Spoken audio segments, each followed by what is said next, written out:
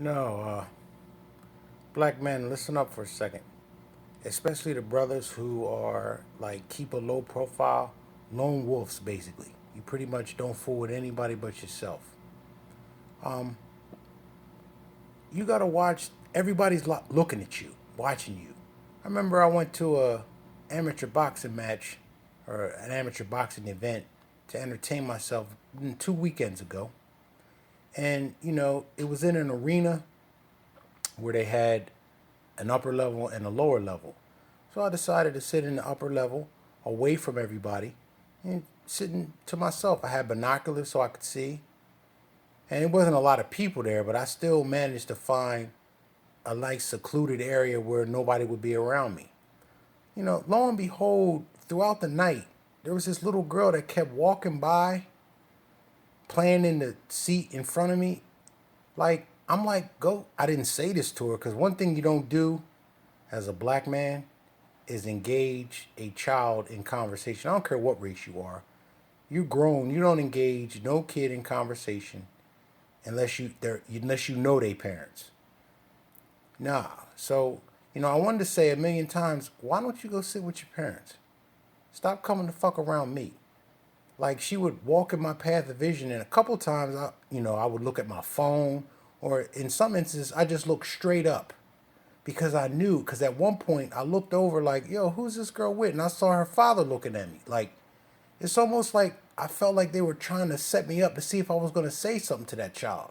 I'm like, no. The black man is never above suspicion. I want you all to know that. Never. I don't care what the circumstances are, what the environment is. It just, especially when you're by yourself, because there's no validation for you. And I'm up. That's what being with somebody, you automatically have social validation. But when you come in places by yourself, there's no one there to vouch for you to say, this person's cool enough, this person's safe enough for me to be around them. So, and I remember, I spend a lot of time on the road. In these hotels, they have like a workstation or like a small computer lab where they might got two computers in there. And one time, this was about 2 years ago, I go into a I attempt to go into the workstation to get on the computer to just check email and just play around on the computer. I seen a little girl in there about 12 years old. I didn't go in there. I just didn't go in there because you don't set yourself up or put yourself in a position where you can get any type of allegation against you. You just don't. Because let's say the girl said I said something to her, touched her or whatever, and it wasn't true. And I would tell my dad about what happened or tell anybody what happened. They would actually be mad at me for not knowing you don't put yourself in that situation. Like the last hotel I stayed in, I felt a lot safer because there was a camera on the elevator. There ain't no camera in this hotel on the elevator. And when I see like, because the pool's downstairs, some little kids were on the elevator about to go to the pool, I guess, because they had their swimming trunks on and stuff, bathing suits, boys and girls. I think were like brothers and sisters. I didn't get on that elevator. No, no. Another instance, I'm traveling.